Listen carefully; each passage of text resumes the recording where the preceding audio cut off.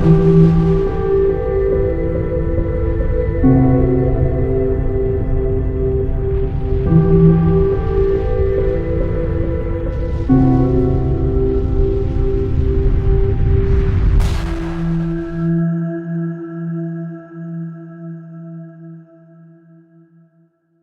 les amis, nous sommes le vendredi 26 juin et aujourd'hui j'ai un invité prestigieux, le professeur Christian Perron. Bonsoir professeur.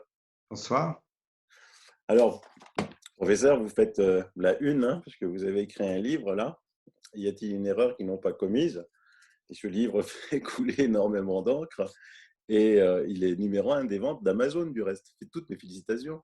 Oui, ben, ce livre, en fait, je l'ai écrit sur un coup de colère parce que au début, moi, je faisais complètement confiance à nos autorités. Moi, j'ai géré des crises sanitaires pendant 15 ans comme président de la commission spécialisée maladies transmissibles du Haut Conseil de la santé publique et je pensais que tout roulait.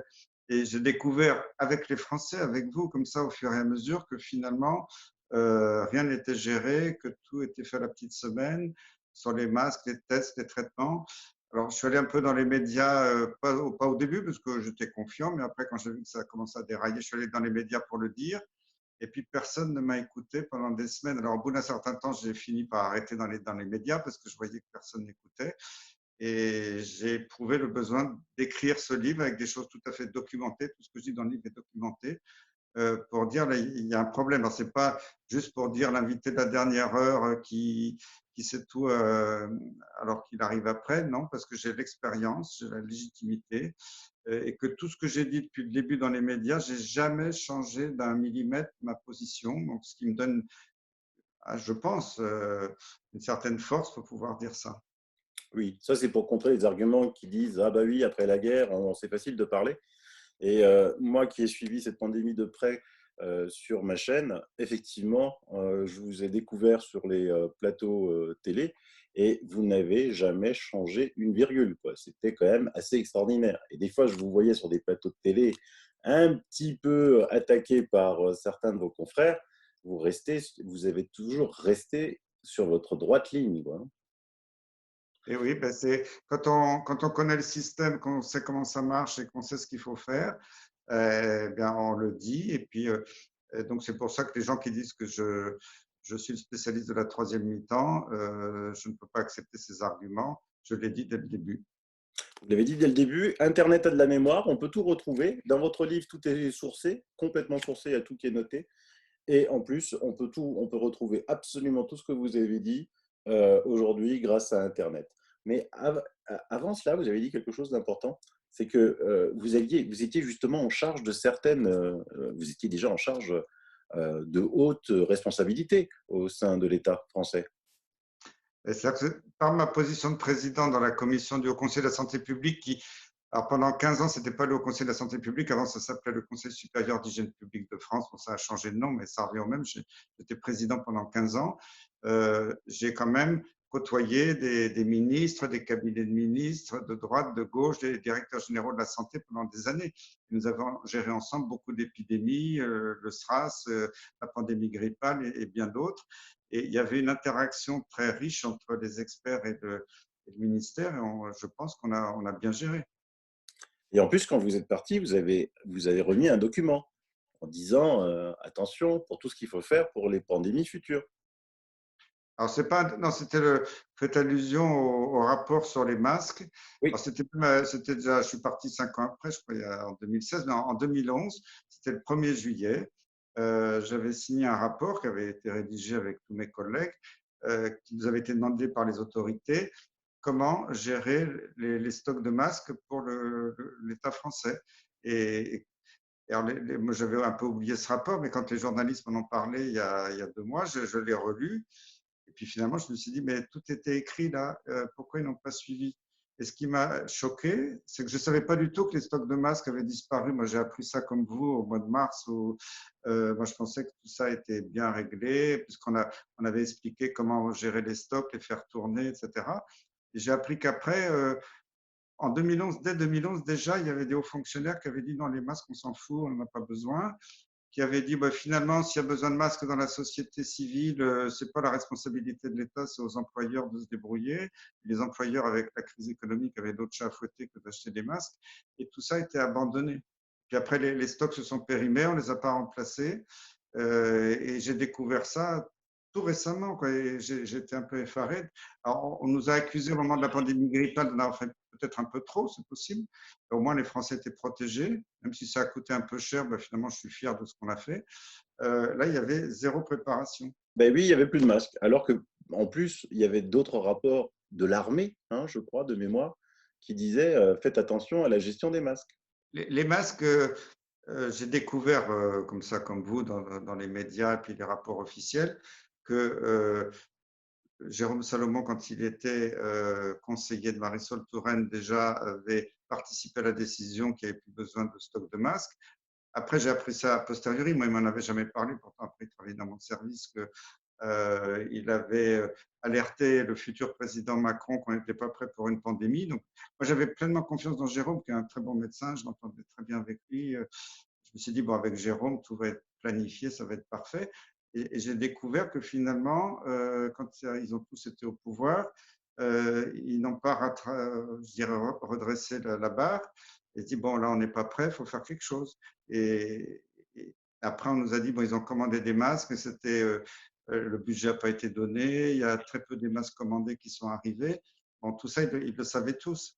Et moi, ce qui m'a choqué, c'est qu'au début quand l'épidémie est arrivée en France, au lieu de nous dire bon, on a fait une bourde, voilà, il n'y a plus de masques, il aurait avoué tranquillement aux Français. Peut-être que les Français l'auraient compris, leur auraient pardonné en disant bon ben ok, voilà, on aurait fait des tutoriels, fabriquez-vous des masques avec du tissu et puis on essaie de se débrouiller comme on peut, protégez-vous. On leur a dit non, les masques ne servent à rien. Et c'est ça où ça m'a beaucoup choqué de découvrir ça. Ouais, on avait suivi ça en direct, hein. Au début, les masques ne servent à rien. Il faut avoir bac plus 22 pour pouvoir mettre un masque. On ne sait pas mettre un masque. Ensuite, c'était on va commander des masques. On va commander des masques. Les masques arrivent. Les masques sont là. Les masques sont là. Puis ils n'étaient jamais là, quoi. Au bout d'un moment, même les journalistes mainstream commençaient à se fâcher, quoi, sur cette histoire de masques. C'était complètement lamentable. Et puis est arrivé, vous, comment vous l'avez vécu en tant que médecin, que professeur, est arrivée cette idée fantastique, incroyable, de faire des études avant de soigner les gens. Est-ce que c'est la première fois que ça arrive, ça? Alors là, je n'ai pas réfléchi à ce problème, mais s'il y avait eu que des médicaments dont on n'avait aucune connaissance et qu'il n'y avait pas aucune donnée d'efficacité dans le monde, j'aurais pas été opposé forcément à un placebo parce qu'on aurait eu des produits potentiellement toxiques qu'on ne connaissait pas, on ne sait pas s'ils sont efficaces. Bon, ok, on évalue dans différents pays, pourquoi pas. Mais là, quand l'épidémie est arrivée en France, on avait déjà des données de la Chine qui démontraient dans des études donc dites randomisées avec tirage au sort, chloroquine contre pas de chloroquine, notamment l'étude de Chen sur des pneumonies débutantes, qui est une étude parfaite. Il y a pas beaucoup, c'est vrai qu'il n'y a pas beaucoup de cas, mais elle démontrait formellement que ça marchait. Il y a d'autres études en chinois qui n'ont jamais été publiées en anglais. Bon, après, il y a des études chinoises complètement bidons où la chloroquine, on la donnait chez des gens qui étaient en train de, des formes bénignes qui étaient en train de guérir. Bon, ça ne servait plus à rien à ce moment-là. C'était déjà montré en Chine et moi, je connaissais des diplomates qui étaient en contact avec le ministre chinois de la Santé qui disaient, mais en Chine, maintenant, ça marche. Le problème de la Chine, c'est qu'ils ont mis en place ces études presque à la fin de l'épidémie, parce que comme ça leur est tombé dessus, ils n'étaient pas préparés, ils ont un peu essayé tout ce qu'ils avaient sous la main. Alors, ils ont essayé un peu le remdesivir, mais le remdesivir, c'est un produit américain, ils n'avaient pas la licence, ça coûtait très cher à fabriquer, donc ils ont dit, bon, bah, et puis en plus, c'était par voie intraveineuse, on n'a pas les moyens. Ils ont essayé la colchicine, ils ont essayé le Tamiflu, c'est le médicament de la grippe, ils ont essayé et puis ils ont essayé la chloroquine. Pourquoi ils ont essayé la chloroquine? Parce que c'était même publié dans le Lancet il y a quelques années, ça avait été montré que la chloroquine marchait sur le coronavirus du SRAS chinois. Donc, ils ne sont pas complètement idiots, les Chinois. C'était publié dans le Lancet, une des plus grandes revues médicales. Ils se sont dit, tiens, ben, la chloroquine, ça ne coûte pas cher. Maintenant, c'est dans le domaine public, il n'y a pas de brevet, on peut produire ça à la tonne rapidement. Ils ont investi massivement sur la chloroquine. Alors, le temps de toute cette étape préparatoire de discussion, de réflexion, C'était avant qu'ils mettent en place des études dites randomisées.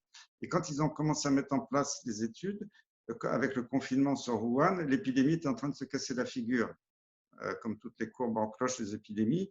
Et les études ont démarré à la fin de la période épidémique. Donc, il n'y en a pas beaucoup qui ont pu se terminer.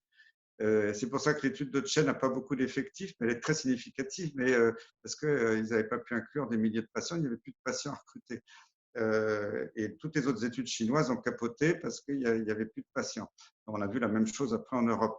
Donc, ça montre que les études, si on les démarre trop tard, c'est même pas la peine de les démarrer. Alors, une fois qu'on avait cette expérience chinoise, bon, Raoult, il était en contact avec des Chinois, il a vu ça, il a dit, bon, faut essayer. Bon, pourquoi pas, l'hydroxychloroquine, ça coûte pas cher, c'est pas toxique, c'est en vente libre depuis des décennies. Il l'a donné, puis après, bon, il a eu l'intuition avec l'azithromycine, mais restons déjà sur l'hydroxychloroquine. Il a montré sur les 24 premiers patients qui ont l'association à l'azithromycine qu'il y avait une baisse rapide de la charge virale. Il l'a publié. Là, il s'est fait lyncher en disant mais 24 patients, c'est n'importe quoi. Et j'ai même entendu un journaliste dire mais c'est pas significatif sur un petit effectif. Je rappelle qu'en statistique, si vous avez un résultat très significatif sur un petit effectif, c'est bien plus fort sur le plan scientifique que d'avoir un résultat sur des milliers de patients. Parce que faut que la différence soit très forte pour avoir ce résultat sur un petit effectif. Donc déjà, on pouvait se dire, bon, c'est pas encore complètement prouvé, l'effectif est petit, ça vient compléter ce qu'ont dit les Chinois. Moi, j'y ai cru. Et puis après, on a vu Raoult a publié sur 80 malades, ils ont tous rigolé, puis sur 1200, oui, c'est n'importe quoi. À Marseille, ils sont beaucoup moins malades qu'ailleurs. Et puis après, sur 3700, bon, l'étude vient de sortir, on trouve toujours les mêmes résultats excellents. Alors après, pourquoi on a attaqué Raoult? Parce qu'il n'avait pas tiré au sort contre un placebo. Alors là, je dis, bon, un placebo, autant j'aurais pu accepter un placebo si on n'avait aucune donnée, mais à partir du moment où il y avait des données qui montraient que ça marchait, c'était totalement inéthique de continuer dans la voie d'un placebo.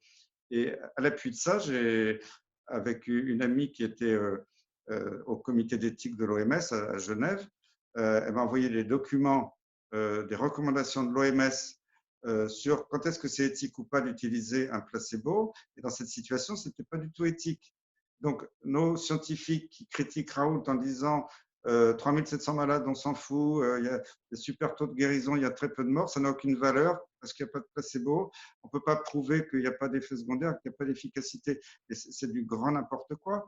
Sur des effectifs pareils, bon, les effets secondaires, on les décrit parfaitement. Il n'y a pas besoin d'un groupe placebo pour mesurer ces effets secondaires. Et il n'y a pas du tout besoin d'un placebo pour mesurer l'efficacité. Le placebo, ça avait été inventé par les Anglais, parce que l'effet placebo, classiquement, on dit que ça peut marcher dans 20% dans certaines maladies un peu subjectives, et quoi 30% sur une période très transitoire. C'était fait pour des médicaments, des traitements qui ne marchent pas très bien, bon, pour être sûr que ce soit un peu mieux que simplement l'effet, je dirais, psychosomatique. Mais là, dans une maladie virale, où vous mesurez la charge virale, vous avez des taux d'efficacité supérieurs à 95%. Je dirais que continuer à promouvoir du placebo, c'est du foutage de gueule, même sur le plan scientifique. Moi, c'est quelque chose qui j'ai jamais compris, quoi, parce que je pense que Raoult, il peut sortir toutes les études qu'il veut à 10 000, à 100 000. Ils trouveront toujours des choses à redire. Néanmoins, effectivement, comme vous l'avez dit, quand Didier Raoult avait parlé de la chloroquine et des hydroxychloroquine, moi, je m'étais lancé dans effectivement des recherches. Il y a des publications que je mettrai dans les liens pour tous ceux qui veulent les lire. Effet de la chloroquine sur les infections virales, un vieux médicament contre les maladies actuelles. Et puis, pour arriver, la chloroquine est un puissant inhibiteur de l'infection et de la propagation du coronavirus, du SRAS. Or, si je me trompe pas, je parle sous votre surveillance, le SRAS-CoV-1 partage 76% du génome du SRAS-CoV-2. Tout à fait. L'hydroxychloroquine a des propriétés particulières, c'est que au départ, c'est un antipaludique pour le paludisme. On s'est aperçu avec les années que ça agissait en partie sur les microbes, pas par un effet anti-infectieux direct, en partie ça existe, mais aussi parce que ça, quand un globule blanc mange un microbe, une bactérie, un parasite, un virus, il va c'est comme dans une amibe, on a tous vu des cours avec les amibes au lycée, le globule blanc va manger, entre guillemets, le microbe et qui va se retrouver prisonnier dans une petite vacuole à l'intérieur de la cellule. Et là, le globule blanc est chargé de détruire le microbe. Et dans cette petite vacuole, il y a un pH, donc une acidité très forte. C'est très acide, hein, ça peut être un pH 2, donc c'est presque de l'acide chlorhydrique à l'intérieur et c'est ce qui permet de détruire les microbes. Or, l'hydroxychloroquine, et à pH 2, souvent d'ailleurs, les médicaments anti-infectieux sont inactivés. C'est pour ça qu'il y a des microbes qui résistent à l'intérieur des cellules. Et l'hydroxychloroquine alcalinise cette petite vacuole et va changer complètement la paroi du microbe à l'intérieur et va le fragiliser. Et c'est pour ça qu'on s'est aperçu, d'ailleurs Didier Raoult, c'est lui qui l'avait montré il y a longtemps. Moi, j'avais vu des études anciennes sur la tuberculose. Il y avait un monsieur Kroll avec qui, quand j'étais tout jeune, j'avais échangé. À l'époque, il n'y avait pas trop de mails, mais j'avais échangé par courrier. Je faisais des recherches à l'INSERM sur des bactéries proches de la tuberculose dans les globules blancs. J'avais découvert ces travaux sur l'hydroxychloroquine qui marchait sur le bacille de la tuberculose dans les cellules. Et Raoult avait repris ces travaux pour la fièvre Q, après pour la maladie de Whipple, qui sont des maladies dues à des bactéries qui arrivent à résister à l'intérieur des globules blancs. Et avec l'hydroxychloroquine, on peut guérir beaucoup plus vite, alors qu'avant, c'est souvent des maladies qui ne guérissaient jamais et que la bactérie pouvait persister à vie. Donc, il y a des modèles qui ont déjà démontré ça, à la fois dans les parasites, dans les bactéries, et la notion que je n'avais pas, à part cette petite étude sur le virus du SRAS, je ne savais pas que ça pouvait aussi avoir un effet sur les virus. Et c'est ça qui est intéressant. Et ça, je veux dire, enfin, tous les infectiologues de plateaux de télé qui sont passés là, ils ne le savaient pas? Je pense que la plupart n'ont pas fait la bibliographie sur ces études sur l'hydroxychloroquine parce que moi je connais ces études depuis 30 ans parce que j'étais passionné à l'époque par le lien entre le globule blanc, le microbe et que j'avais trouvé ça des travaux très intéressants. Mais la plupart n'ont jamais pris la peine d'étudier ça. Et Didier Raoult connaissait ça parfaitement puisqu'il a mis en place, il a révolutionné le traitement de la fièvre Q avec cette méthode. Ouais. Mais moi qui ne suis pas médecin et qui connaissais absolument encore moins que vous tous ça, quand la première fois que j'ai entendu Didier Raoult et vous parler de chloroquine, hydroxychloroquine, j'ai fait des recherches et j'ai trouvé tous ces articles. Donc eux, pourquoi ils ne pouvaient pas le faire? Tous ceux qui critiquent, là, pourquoi ils font pas ce type de recherche? Ça, je ne peux pas jeter la pierre à mes collègues s'ils ne savent pas lire. Ils savent pas lire, hein. C'est ça qui est dommage, c'est qu'il y a des gens qui sont d'une mauvaise foi totale, mais qui n'ont même pas pris la peine de vérifier les sources. Et c'est ça que je trouve terrible dans la situation actuelle, parce qu'il y a plein de gens qui viennent parler sur les plateaux de télé, ils n'ont aucune connaissance des publications scientifiques depuis 30 ans sur ces domaines. Je ne dis pas qu'ils ne sont pas très forts dans d'autres domaines, mais Puis après, on se focalise sur Didier Raoult et puis sur vous. On a l'impression que vous allez être les seuls au monde à avoir utilisé l'hydroxychloroquine, l'azithromycine. Or, j'ai découvert un réseau social de médecins qui s'appelle le CERMO, qui regroupe quand même la modique somme de 800 000 médecins. Et quand on les interroge à savoir ce qu'ils ont utilisé, à 52%, ils répondent hydroxychloroquine, azithromycine. Donc, il y a 400 000 médecins de ce réseau social qui utilisent ce traitement-là. Donc, si on extrapole, on se dit, bah, ça, c'est quand même un bon test. Ça veut dire que 52% des médecins dans le monde utilisent ça. Il n'y a pas que lui. Moi, je vois des publications aux États-Unis sur l'hydroxychloroquine, dans les pays africains sur l'hydroxychloroquine, partout sur l'hydroxychloroquine. Pourquoi on se focalise sur Raoult et vous? c'est très curieux que la France, où on a la chance d'avoir un scientifique comme Raoult qui démontre les choses, et c'est un des rares pays où l'hydroxychloroquine est autant attaquée. Moi j'ai des malades d'origine polonaise que je suis pour autre chose, qui étaient en rapport avec des médecins polonais de leur famille. Et en Pologne, au début, la crise était un petit peu difficile, mais très rapidement, tous les médecins polonais ont prescrit l'hydroxychloroquine, l'azithromycine. Et quand ma malade expliquait à sa tante médecin à Varsovie, mais tu sais, en France, on n'a pas le droit de prescrire ce traitement, c'est interdit par le gouvernement. La médecin polonaise a rigolé au téléphone en pensant que c'était une fake news, en disant mais comment c'est possible dans un grand pays comme la France, scientifique, démocratique, qu'on interdise à un médecin de prescrire alors que ça marche. Et quand on regarde les résultats de la Pologne, aujourd'hui, ils sont excellents. Et la Pologne, c'est un exemple, il y en a plein d'autres. Si on regarde la Tchéquie, ils ont des résultats magnifiques, ils ont 3% de létalité, ils ont traité massivement. Donc, quand on parle des pays du Sud, alors du Maghreb, on dit oui, mais le Maghreb, c'est pas le même climat, mais c'est les mêmes résultats. La Grèce, pareil. le Portugal, pareil. Alors, quand on nous dit, bon, c'est pas le même climat, c'est pas la même région géographique, bon, entre le Portugal et l'Espagne, il n'y a pas beaucoup de différence, c'est une petite frontière linéaire. Pourquoi on n'est pas mort au Portugal et on est beaucoup plus mort en Espagne? Il faudra me donner l'explication. Tout à fait. En plus, moi qui suivais de près, évidemment, ce qui se passait en Italie, parce que je suis double national, bah, à partir du moment où l'hydroxychloroquine a été introduite, il y a eu une chute spectaculaire du nombre de cas. Effectivement, l'Italie était très mal partie, elle était championne en Europe, c'est eux qui ont malheureusement éprouvé l'épidémie le plus tôt. Mais assez vite, c'était en plein milieu de l'épidémie.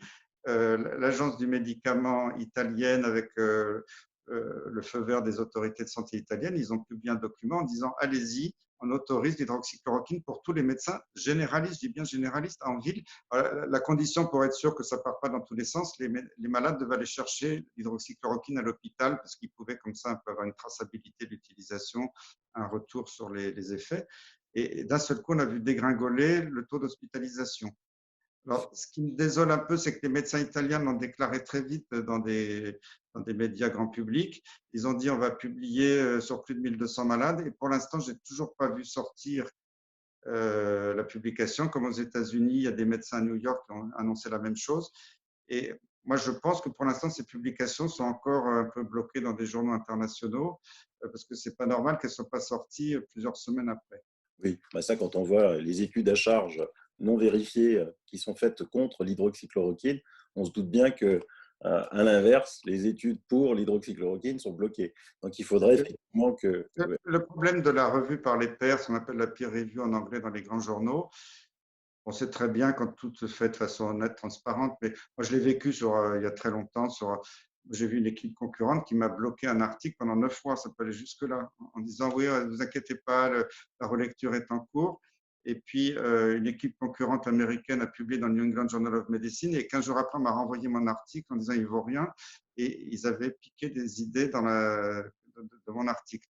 Donc, je sais que ça existe, et heureusement c'est exceptionnel, ça arrive rarement, mais un journal peut vous bloquer un papier pendant très longtemps. Et malheureusement, et la grosse différence entre l'édition dans le domaine du livre et la publication scientifique, c'est que si vous écrivez un livre, vous pouvez le soumettre à plusieurs maisons d'édition en même temps. Et le premier éditeur qui se décide, il le prend et c'est bon. En publication scientifique, vous n'avez pas le droit de soumettre le même jour au Lancet, au New England ou à un autre journal. Sinon, vous êtes grillé parce que si le journal s'aperçoit que vous avez soumis ailleurs, après, vous êtes interdit de publication, c'est un crime, etc. Donc, une fois que vous avez soumis un journal, si le journal veut vous faire poireauter très, très longtemps, il ne se gêne pas. Et moi, je pense que quand j'ai vu des études sortir en 8 jours sans reviewing dans le Lancet, dans le New England Journal, qui étaient des torchons, et qu'on voit des études de qualité sur 1200 malades en Italie, aux États-Unis, qui ne sont toujours pas sorties, pour l'instant, je me pose des questions. Je n'ai pas la solution. Mais ça choque, hein. Enfin, moi, personnellement, ça me choque de voir de telles études où on a montré que tout était faux de A à Z, tout était biaisé, et que les gens ne soient pas autant choqués que moi, quoi. Tout le monde devrait être debout sur la table, demander des comptes, chercher qui est le responsable de ça, qui a financé ces fausses études pour casser l'hydroxychloroquine, au lieu de continuer à encore parler de la première étude du docteur Raoult. Et je laisserai dans les liens encore un document qui est paru en octobre 2004, une émission in vitro du coronavirus, du syndrome respiratoire aigu sévère par la chloroquine. Donc, des articles, il y en a plein. Et hier est paru quelque chose on va parler de quelque chose qui semble fâcher beaucoup de vos pairs, certains de vos pairs. Un scientifique marocain qui s'appelle Zemouri, estime que 78% des décès liés au coronavirus en Europe auraient pu être évités si les États européens avaient reflété la stratégie marocaine de la chloroquine. Donc, je ne sais pas comment il va faire, comme il l'a sorti sur 78%. Si on va un petit peu plus loin dans l'article, eh ben, il fait les ratios entre les taux de létalité marocains et les taux de létalité en prenant la totalité de l'Europe. Il dit que le Maroc a 10 079 cas confirmés, 214 décès, contre plus de 2,5 millions d'infections et 174 438 décès en Europe. Et il est soutenu en cela par le ministre de la Santé Khalid Haït Taleb, qui a déclaré que le médicament, la chloroquine, l'hydroxychloroquine, avait aidé à prévenir des décès massifs au Maroc. Il a déclaré que bien que les opinions sur la question puissent différer, la chloroquine est impliquée dans l'inactivation virale du virus et a annoncé que le Maroc continuerait, bien évidemment, à l'administrer aux patients. Voilà, vous avez un renfort de poids. J'ai la plus grande admiration pour ce qu'ils ont fait au Maroc, d'autant que j'ai travaillé à l'époque de mon service national et c'est un pays que j'aime beaucoup. Et il se trouve que le professeur Majida Zahawi, qui est professeur d'infectiologie à Casablanca, bon, elle a été mon interne il y a très longtemps, il y a une trentaine d'années, dans l'ancien hôpital Claude Bernard. Elle m'avait téléphoné en plein milieu de la crise en disant Christian, qu'est-ce que vous faites en France? Comment vous pouvez interdire des traitements, laisser mourir tous ces gens? Alors qu'elle disait, moi, à l'époque, au Maroc, elle m'a dit, on a très peu de morts, j'ai passé 2 malades en réanimation depuis le début. Et puis, elle disait, on a un réseau WhatsApp avec tous les infectiologues de Casa, on a tous les mêmes résultats. Et voilà. Et puis après, il y a des gens en France qui me disent, ah ben oui, mais tout ça, ça n'a aucune valeur, il n'y a pas de tirage au sort, il n'y a pas de placebo. Mais pour moi, c'est honteux quand on voit de tels résultats fantastiques sur un pays comme le Maroc. Il n'y a pas que le Maroc, il y a plein d'autres pays qui ont utilisé massivement ces traitements qui ont eu les mêmes résultats. Mais alors justement, maintenant, on continue à parler de placebo et d'études alors que la pandémie est finie. Euh, Et on parle chiffres, on devrait parler chiffres là, on devrait plus parler pandémie. Donc si on s'en réfère aux chiffres, ben, France total y compris décès Covid par million d'habitants, 428, Paris 751, Hauts-de-Seine 607, Île-de-France 547, Marseille, traitement, on est Marseille avec les personnes positives avec le traitement hydroxychloroquine et azithromycine 16. Allemagne 97. Et ensuite, on avait une étude de France Soir qui faisait un focus sur votre hôpital, Garches, et sur celui de l'IUHU Méditerranée. Et donc, il disait que le professeur Perron de l'hôpital de Garches a conduit une étude rétrospective sur 132 patients avec un taux de résultat favorable dans 91% des cas. Cette étude a été effectuée du 2 mars au 17 avril, donc sur 6-7 semaines. Et donc, si l'usage de ce traitement a été continué jusqu'au 16 mai 2020 avec des taux identiques de succès, 240 personnes auraient pu être guéries. Donc, voilà, vous êtes les deux meilleurs, vous et Raoult.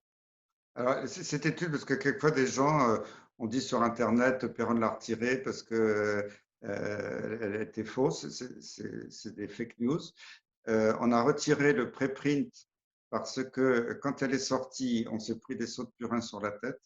C'était horrible. Il y a des jeunes de mon service qui avaient co-signé, qui étaient enthousiastes, qui étaient contents de voir les résultats, ont subi des pressions. C'est par téléphone, je n'ai pas de preuve écrite d'infectiologues jeunes, moins jeunes, qui leur ont dit mais t'es complètement fou de signer ça avec Perron, c'est un fou, ta carrière est fichue. Donc ils n'en dormaient plus depuis plusieurs jours.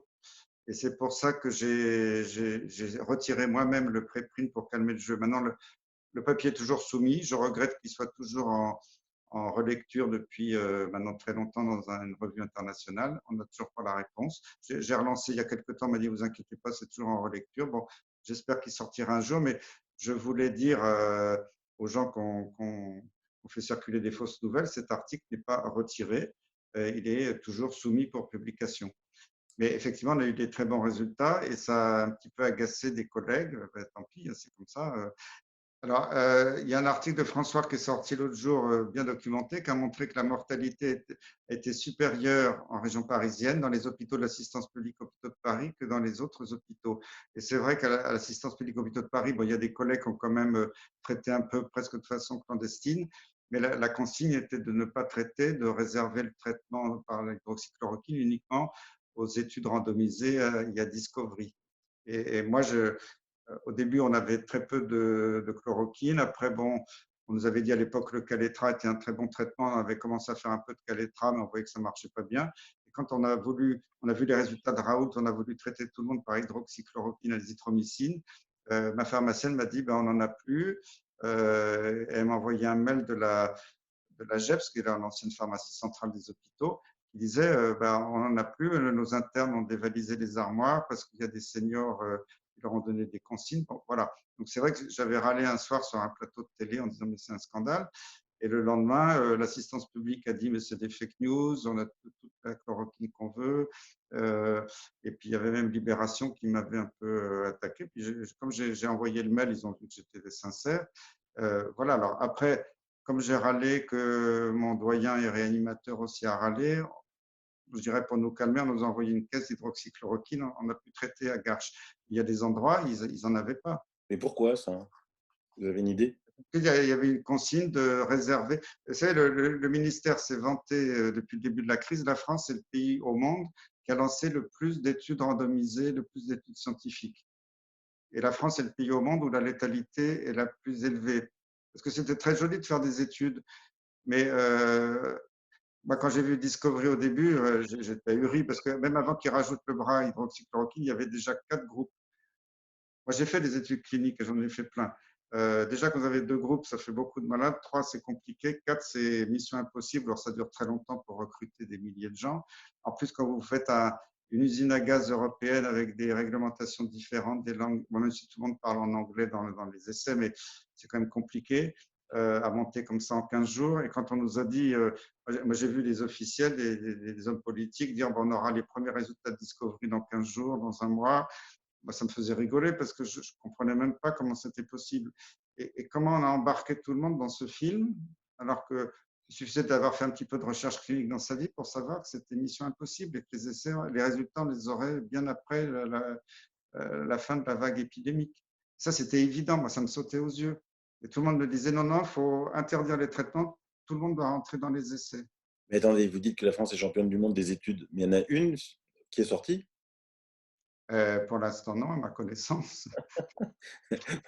Et donc, Ça championne. ne me fait pas rire parce que j'ai eu des victimes de tout ça. Mais ça... Oui, je sais, hélas, bien sûr. Mais je veux dire, on est champion du monde des masques, on n'a pas de masques. On fait, là, j'ai entendu que Olivier Véran voulait faire 1,3 million de tests dans certains départements, là, sur la région parisienne. Il aurait dû filer des tests, c'était pendant la pandémie, c'est pas maintenant. On est champion du monde d'études, mais on est le 26 et il y a 26 juin et aucune étude n'est sortie. À Marseille, ils ont plié les Gaules. Vous, tiens, en fait, à Garches, vous avez des cas? Non, il n'y a plus de cas. Depuis 3 semaines, on a vu un nouveau cas. Il restait quelques cas résiduels, des gens qui étaient allés en réanimation, qui étaient, après, qu'on a passé dans le service de rééducation parce qu'ils avaient des séquelles de la réanimation. Mais pour nous, en tout cas à Garches, il y a peut-être des cas ailleurs. L'épidémie, elle est terminée depuis 3 semaines. Mais voilà, c'est même peut-être un mois maintenant, parce que 3 semaines, c'était déjà la semaine dernière. Mais donc, il y a pratiquement plus de cas. Après, il peut y avoir des résurgences à droite, à gauche de quelques cas. Il faut être vigilant, bien sûr. Alors, quand on parle de la mortalité, létalité, c'est peut-être un peu difficile à comprendre. Parce que quand je dis la France est championne du monde, c'est sur ce qu'on appelle la létalité. Létalité, c'est quand on compte le nombre de morts par rapport au nombre de cas diagnostiqués. Et normalement, c'est ce qu'utilisent toujours les épidémiologistes. Alors là, dans cette épidémie, on ne nous parle jamais de la létalité, on nous parle de la mortalité, c'est le nombre de morts sur la population. Et là, c'est un biais énorme parce que peut-être que la seule chose positive, le confinement dans une région peut-être n'a pas forcément arrangé les choses, mais en France, il y a peut-être eu un effet positif du confinement généralisé, c'est que ça a évité que l'épidémie, ça a protégé l'ouest de la France. Donc du coup, quand vous faites un rapport de mort sur l'ensemble des Français, c'est complètement biaisé. Alors après, il y a des gens qui disent, oui, mais c'est paru dans des journaux, hein, Perron dit n'importe quoi parce que la létalité, en France, comme on n'a pas beaucoup dépisté, les chiffres sont biaisés. Et j'ai regardé ce matin les tableaux de l'ECDC, c'est le Centre de surveillance des maladies européen à Stockholm, avec toutes j'ai fait moi-même, parce qu'il marque toujours la mortalité, mais il ne marque jamais la létalité, donc à chaque fois, je suis obligé de prendre ma calculette pour chaque pays, de faire le calcul. Eh bien, on s'aperçoit que en Allemagne, où ils ont fait beaucoup de tests, finalement, on a à peu près, ils ont un peu plus de diagnostics parce que les Allemands sont plus nombreux, mais le nombre de diagnostics totaux n'est pas très différent de ce qu'a déclaré la France. Et pourtant, ils ont une létalité largement inférieure. Donc cet argument de dire oui, c'est parce qu'en France, on a moins dépisté, donc la létalité n'a pas de valeur, c'est totalement faux sur le plan scientifique. C'est simplement que les gens veulent se protéger, parce que quand on regarde la létalité, ça saute aux yeux que la France est la lanterne rouge du monde entier. Les gens ne veulent pas le voir en face. Donc, ils baratinent en disant non, mais la létalité, ce n'est pas un bon marqueur. Et puis alors, si on regarde, une autre façon de compter aussi, c'est de se focaliser sur les gens hospitalisés. Parce que là, par exemple, on dit à Raoul, bah oui, mais dans votre cohorte à Marseille, il y avait des gens qui n'étaient pas très malades, ils ont guéri tout seuls, ce qui est possible.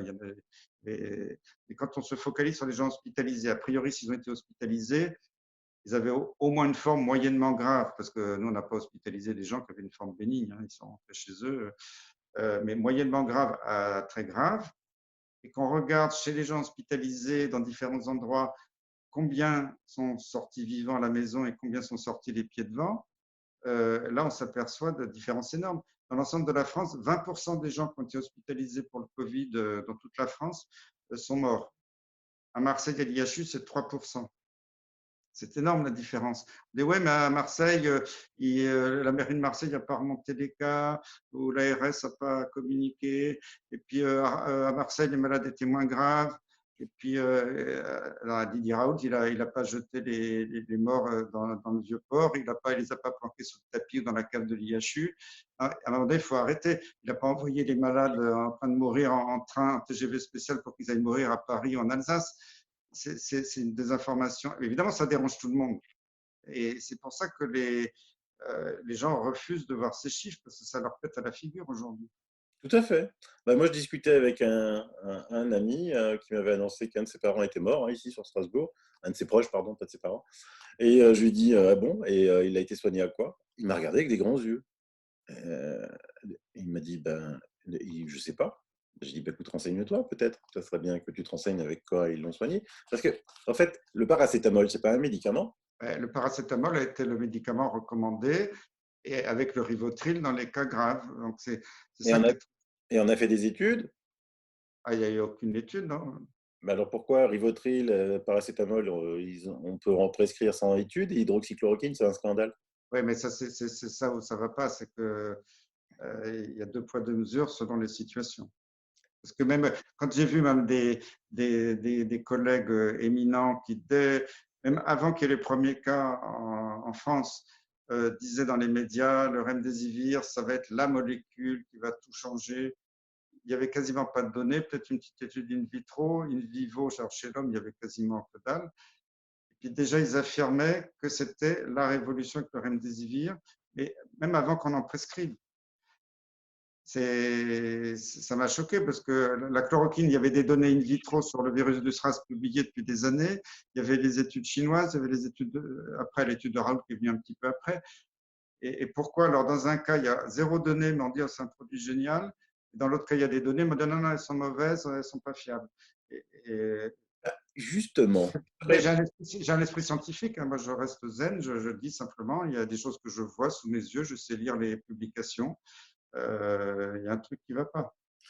justement, l'OMS avait déclaré, je crois que c'était le 24 mars, parce que j'étais dans une émission, le remdesivir est le médicament qui soigne le SARS-CoV-2.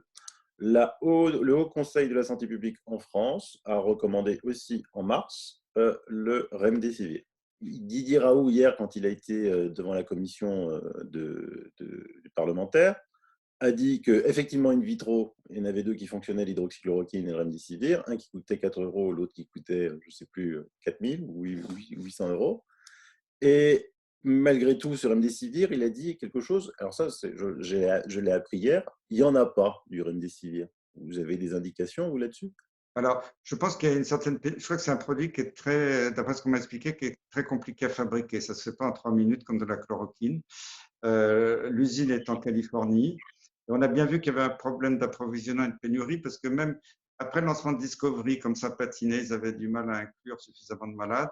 Ils ont augmenté le nombre de centres. Ils avaient demandé, je me souviens, au CHU d'Amiens de participer. Il y avait un communiqué de l'infectiologue d'Amiens, c'était paru dans les médias, disant on est ennuyé parce qu'on voulait inclure et Gilead nous dit qu'il n'y a plus de remdesivir sur le marché, on sera approvisionné à la 5 et ça, c'est alors ils avaient signé pour participer à Discovery. Donc même pour Discovery, il y avait déjà pénurie de médicaments.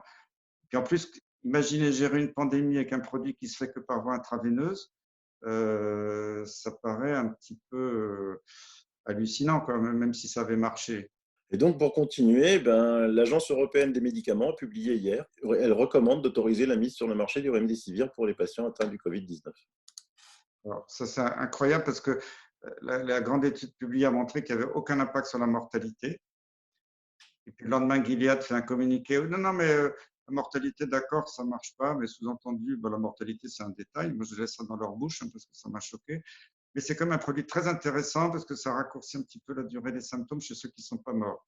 Mais je dirais qu'à 800 $ la dose par voie veineuse, on s'en fout de raccourcir un petit peu s'il n'y a aucun impact sur la mortalité et aucun impact sur la pandémie.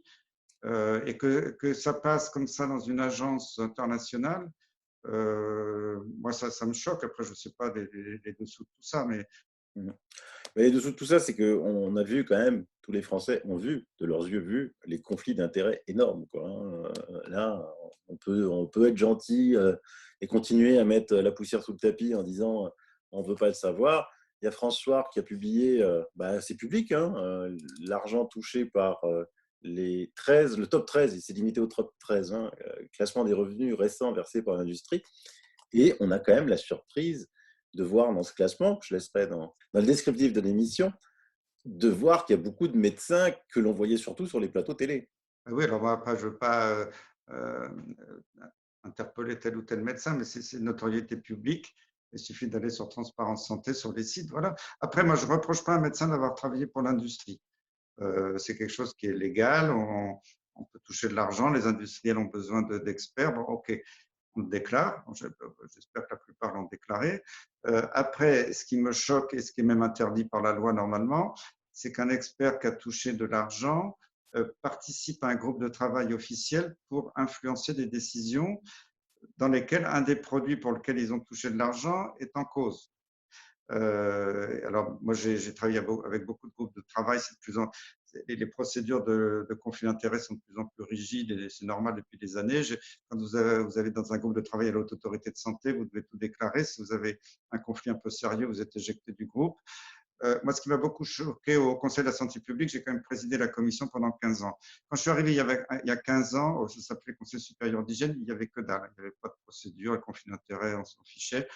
Et avec le Dr Tan Le Luong, qui était une excellente médecin de santé publique qui travaillait avec moi, on s'est dit c'est pas possible, on ne peut pas rester comme ça.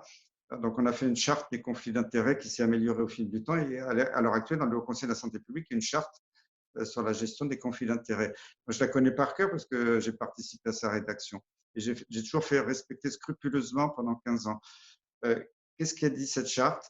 Si un membre de la commission, on n'a pas tenu compte des conflits d'intérêts dits mineurs, c'est dans les invitations au congrès, parce que sinon il n'y avait plus personne dans les commissions, mais les conflits majeurs, c'est la personne qui a touché de l'argent pour rédiger un rapport, pour faire une étude, et, ça s'appelle un conflit majeur, et quelquefois les sommes sont très importantes. On dit à la personne, bon, on veut bien vous auditionner si vous avez quelque chose d'important à dire, mais après, vous devez ne pas participer au débat ni au vote. Et même quelquefois, je me suis battu de façon un peu musclée avec des gens qui étaient plus âgés que moi, qui avaient autorité sur moi à l'extérieur du Haut Conseil, mais parce qu'ils ne voulaient pas quitter la salle. Parce qu'ils disaient non, non, hors de question, c'est moi le professeur Tartampion, je reste. J'ai toujours fait respecter. Et on l'a fait inscrire en bas de chaque avis public. Quand il y a un rapport du Haut Conseil, en bas, c'est marqué nombre de personnalités qualifiées votantes, nombre de votes, abstentions, nombre de conflits d'intérêts, etc. Tout est écrit en bas, c'est transparent. Là, si vous regardez les deux avis du Haut Conseil de la santé publique qui ont servi à Olivier Véran pour interdire l'hydroxychloroquine, il n'y a rien de tout ça.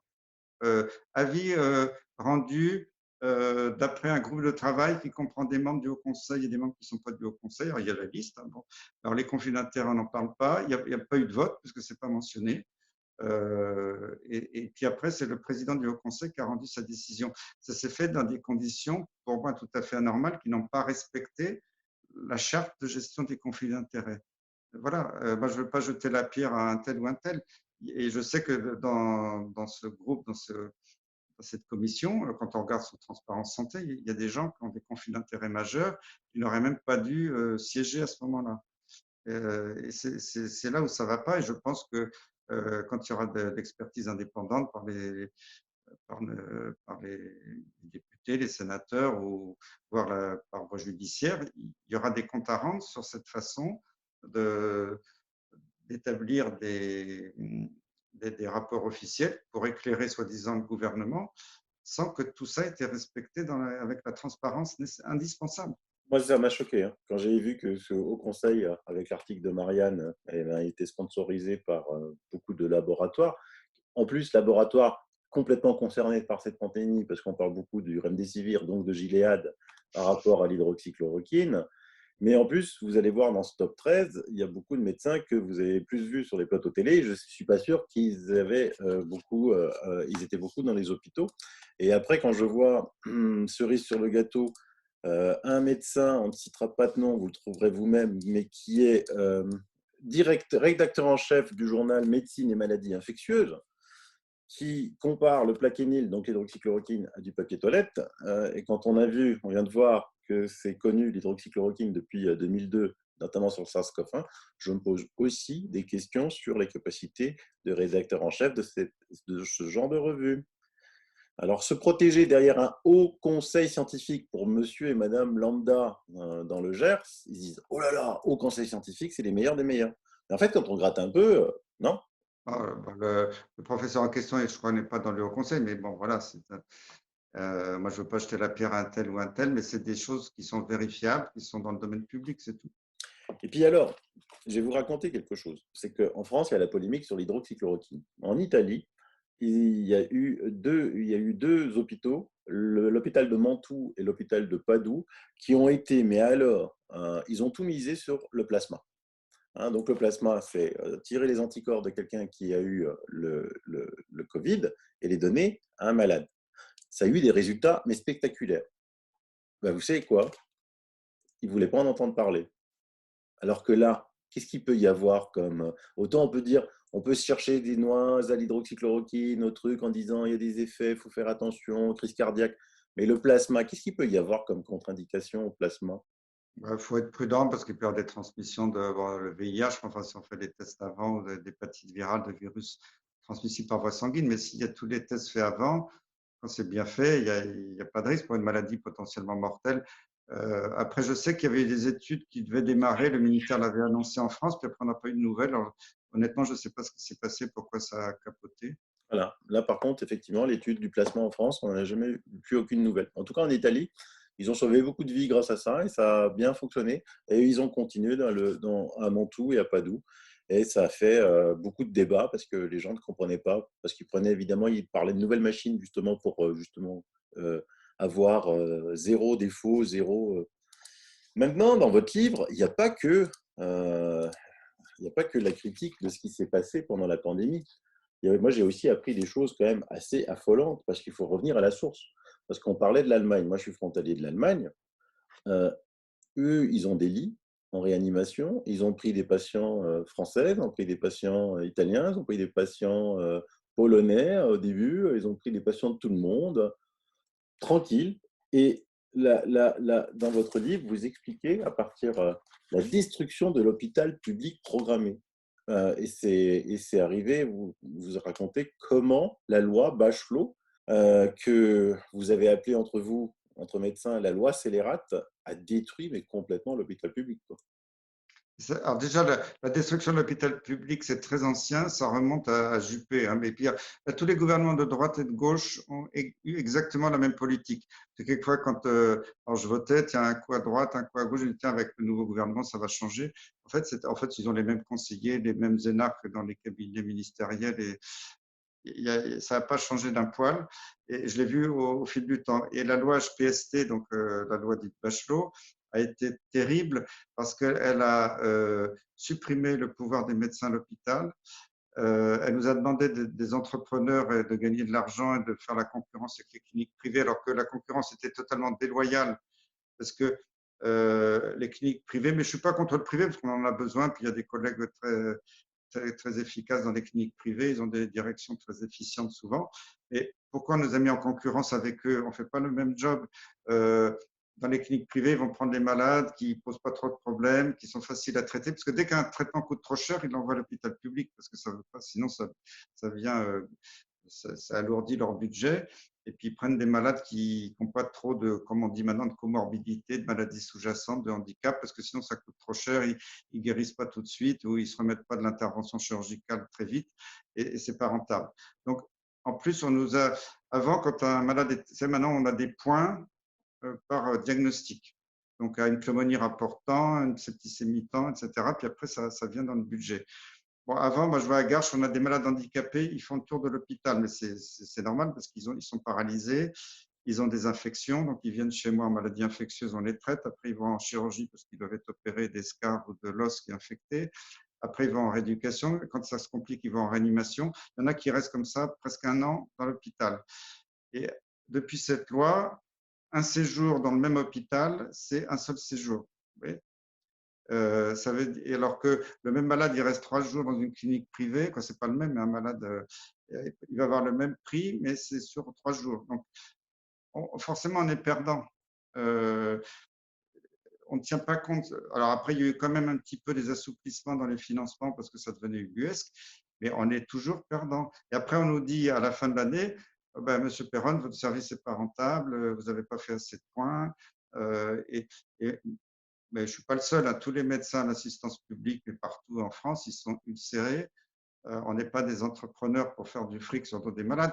Il y a un exemple avec André Grimaldi avait dit ça à l'époque, parce que lui, il était diabétologue et les diabétiques ont des problèmes vasculaires au niveau des jambes et avec des fois, il faut leur amputer un petit peu les doigts de pied parce qu'il disait ça coûte moins cher.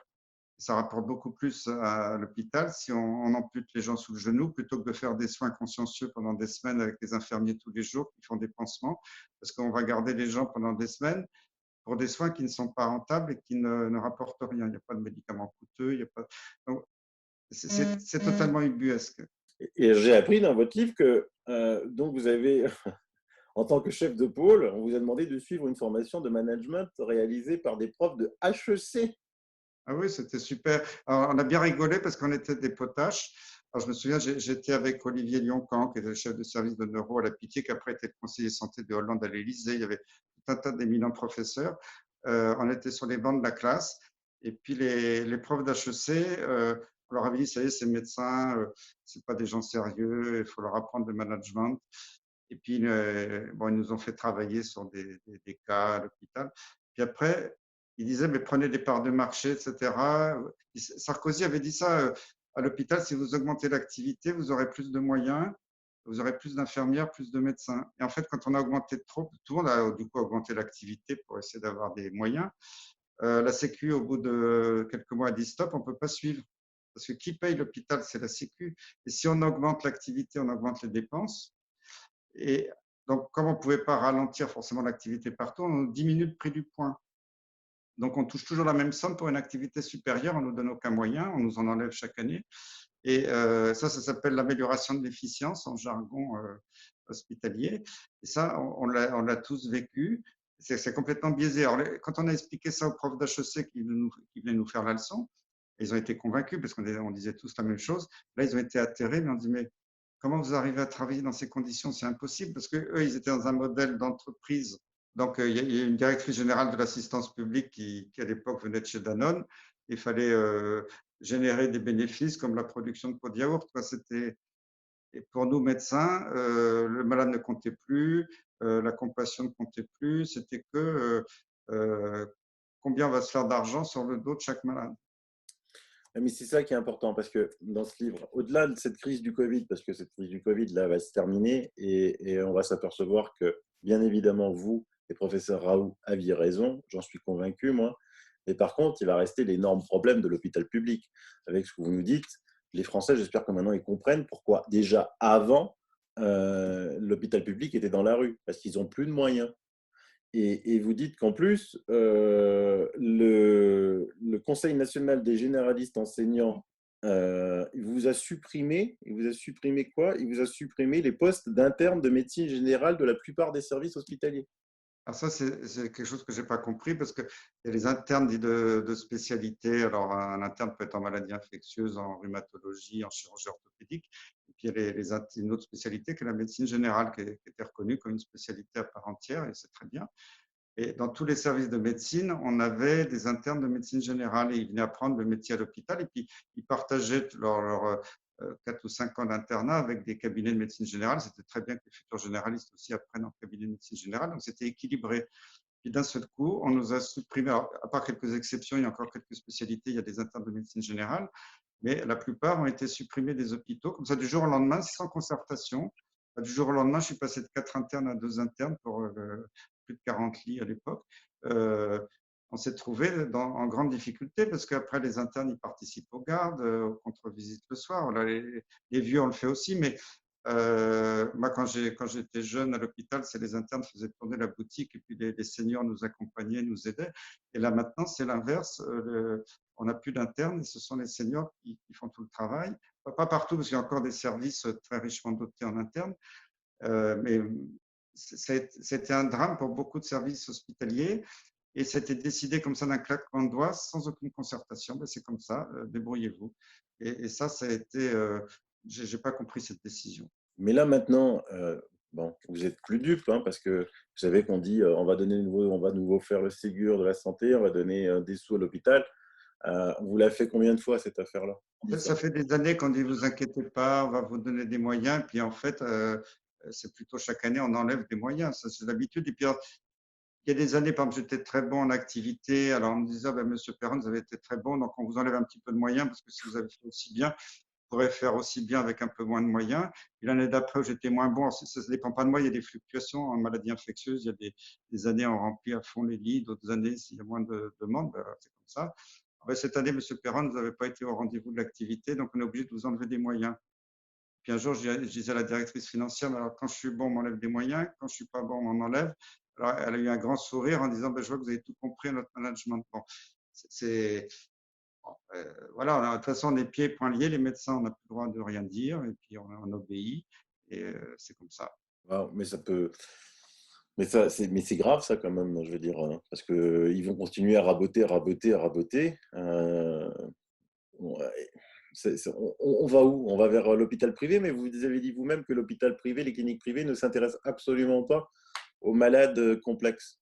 Alors, je ne sais pas quel est le but des gens qui ont décidé tout ça. À mon avis, c'est d'essayer de récupérer le plus possible les malades dits rentables sur le privé, et puis de peut-être laisser quelques hospices pour les gens qui ont des handicaps, qui ont des problèmes chroniques, dont personne ne veut. On va leur laisser un bol de soupe avec un peu de traitement. Euh, j'ai vraiment le sentiment que c'était l'évolution qui était un peu programmée. Alors, j'espère que bon, nos gouvernants ont dit qu'ils avaient compris, qu'ils allaient réagir. J'espère qu'ils sont de bonne foi, mais après, il va falloir voir ce qu'ils proposent. Parce que pour l'instant, ce qu'avait promis, il faut voir qu'il y avait quand même plus de 1000 chefs de service qui ont démissionné à l'assistance publique. Bon, ils ont quand même continué de travailler, c'était plus symbolique, mais c'est quand même une crise très grave. Et à l'époque, le ministère de la Santé a proposé des clopinettes, hein, pour essayer de penser les plaies. Donc, je crois qu'il y a une vraie réforme à faire, une réflexion de fond avec le privé. Moi, je ne suis pas du tout pour opposer le public et le privé. Le privé fait un très bon boulot dans plein de domaines, mais qu'on arrête de déshabiller l'hôpital public comme c'est organisé depuis des années. Ouais. Et il y a aussi, je vois une différence énorme entre la France et l'Allemagne. C'est que quand je remarque le taux de gens productifs, alors c'est pas méchant productif, mais parce qu'il faut toujours des administratifs. Donc on dit les administratifs ne sont pas productifs, mais le personnel soignant, tout ça en Allemagne, représente 75 à 80% dans un hôpital. En France, c'est 65%. Il y a une Oui. différence, 10 et 15%. Ça vient d'où ça? C'est un ratio que j'ai vu apparaître progressivement. Ça doit faire 25 ans que je suis chef de service. Quand je suis arrivé à Garches, dans les réunions qu'on appelait à l'époque le comité médical de l'établissement, il y avait la directrice, un directeur adjoint aux finances. Ils étaient à peu près deux de la direction, quelquefois trois maximum, et il y avait 12 médecins. Et on pilotait l'hôpital. Et petit à petit, maintenant, il y a deux fois plus d'administratifs que de médecins dans les commissions. Puis les médecins ne sont plus très motivés pour y aller parce que même s'ils parlent, on ne les écoute pas. Et puis l'administration peut passer totalement outre l'avis du médecin. Alors j'espère que c'était annoncé par nos autorités qu'ils allaient rétablir l'équilibre entre les médecins et les administratifs. Mais pour un médecin qu'on se moque totalement de son avis médical en disant bon allez vous coucher, nous on sait mieux que vous et c'est comme ça. Moi, je vois les jeunes, ils n'ont plus envie de rester à l'hôpital public, même ils sont un peu dégoûtés. Moi, l'assistance publique, pour moi, c'était un magnifique fleuron. On était tous fiers de travailler pour l'assistance publique. Et je ne sais peut-être pas non plus la direction de l'assistance publique qui est responsable. Ils essaient de faire ce qu'ils peuvent, mais c'est une volonté qui est venue de beaucoup de gouvernements depuis des années d'aller dans ce sens-là. Et moi, je n'aimerais pas être non plus à la place du directeur de l'assistance publique parce qu'il est pas en train de marteler l'enclume, il n'a pas beaucoup de marge de manœuvre. Hein. On a aussi vu pendant cette épidémie-là que le mammouth, il y avait des mammouths administratifs quand même, l'ARS, tout ça, 860 personnes. C'est pas un petit peu trop tout ça? Mais ce qui est terrible, moi, je vois la dérive depuis des années. Avant, le médecin avait une certaine liberté de prescrire, de donner ses soins. Maintenant, c'est parti un peu des États-Unis, de différents pays. On veut tout encadrer. Les médecins n'ont plus de liberté de prescription, ils n'ont plus la liberté de rien faire sauf d'obéir. Et maintenant, ils tombent sous la coupe de médecins qui sont derrière des ordinateurs dans des bureaux, qui n'ont pas vu un malade depuis 20 ans et qui leur expliquent comment faire la médecine. Et ça passe plus auprès des cliniciens de terrain. Et là, l'histoire de l'hydroxychloroquine, bon, ça a touché l'hôpital, mais ça a ulcéré la plupart des médecins généralistes. Expliquer à un généraliste que la chloroquine, ça tue alors qu'il en a prescrit pendant des années. Après, parce que toutes les histoires cardiaques qu'on a lancées sur la chloroquine pendant le Covid, c'était dû au Covid et pas à l'hydroxychloroquine. Je m'en suis rendu compte assez vite parce que je voyais des malades qui n'avaient pas pris l'hydroxychloroquine qui faisaient des troubles du rythme graves. Puis après, on a vu des myocardites, des inflammations du cœur, on a vu même des cas d'infarctus du myocarde, beaucoup de complications cardiaques. Alors, après, l'agence du médicament a dit oui, mais il y a plus de cas avec l'hydroxychloroquine. C'est normal parce que si vous êtes médecin, s'il y en a un accident cardiaque sans aucun médicament, vous ne le déclarez pas à l'agence du médicament parce que vous n'avez pas pris le médicament. Donc, ils ne sont pas déclarés, ceux-là. Et si vous avez pris même un comprimé d'hydroxychloroquine, en plus avec toute la médiatisation, le médecin signale un cas qui est un problème cardiaque grave. Et quand vous regardez d'ailleurs les rapports à l'agence du médicament, la responsabilité de l'hydroxychloroquine n'est pas établie dans la grande majorité des cas, c'est des signalements. Mais après, de transformer ça en disant, en communiqué pour dire attention, l'hydroxychloroquine, ça tue, là, ça va plus parce que sur le terrain, c'est pas du tout ce qu'on voit. Surtout si on est prudent, qu'on refait les électrocardiogrammes, qu'on surveille, parce qu'effectivement, dans le Covid, il fallait être très vigilant parce qu'il peut y avoir des problèmes cardiaques graves quelquefois. Oui, c'est inquiétant ce que vous dites, parce que s'il y a des problèmes cardiaques graves quelquefois et qu'on laissait les gens à la maison avec du paracétamol, si on regarde depuis 1962 que Vigibase existe, c'est-à-dire la base de tous les médicaments gérés par l'OMS, il y a plus d'effets secondaires cardiaques du paracétamol que de l'hydroxychloroquine et de la chloroquine réunis. Oui, oui, bah, sûrement, oui. Mais bon, après, moi, j'ai été témoin de tout ça, ça m'a désolé, mais je n'ai pas pu maîtriser cette situation, hein. Ah, c'est fou, c'est fou. Et est-ce que vous allez passer, vous, devant le Parlement, les enquêtes parlementaires ou pas du tout? Alors, je ne sais pas, j'ai eu des avis contradictoires, donc j'attends une éventuelle convocation. Pour l'instant, je ne peux pas vous dire, mais si on me demande d'y aller, bien sûr, j'irai, hein. Bah oui.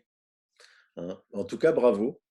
Moi, je tenais vraiment à vous remercier du courage que vous avez eu dès le début, hein, parce que je vous ai suivi sur les plateaux télé. Je me rappelle de l'épisode là que vous m'avez raconté tout à l'heure, que quand vous aviez annoncé à l'étonnement général du plateau que c'était un soir un peu tard, je crois que c'était 22h30 ou 23h, que non, non, de toute façon, il n'y a plus de chloroquine dans les stocks de la pharmacie centrale, et tout le monde vous regardait bizarrement, et c'était vrai. Hein. Et donc, vous avez jamais modifié votre discours. Vous avez quand même lancé une pétition avec Philippe Douste-Blazy qui a fait plus de, je sais plus, 500 000, 600 000 signatures. Donc, vous avez été droit dans vos bottes. Et il y a beaucoup, beaucoup, beaucoup de Français qui vous admirent. Donc, vous le voyez dans les commentaires. Vous êtes beaucoup soutenus.